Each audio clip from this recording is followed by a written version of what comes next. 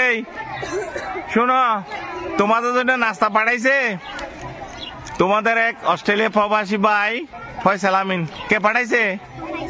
ফয়সাল আমিন ভাই পাঠাইছে, আমাদের প্রিয় ছাত্র, বাড়ি গুরুগড়া সরপাড়ায়, থাকে অস্ট্রেলিয়ায়। হ্যাঁ হ্যাঁ, হামিদ ম্যাডামের বাড়ির পাশে, হামিদ ম্যাডামের আত্মীয় লাগে।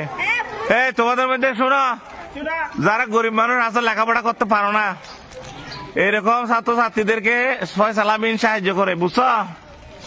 তো তোমরা যারা লেখাপড়া একদম গরিব, ড্রেস নাই, কিছু নাই, তো মা বাবাকে বলবে যে ওর সাথে একটু যোগাযোগ করতে। ঠিক আছে? ঠিক আছে। আচ্ছা, সবাইকে ধন্যবাদ।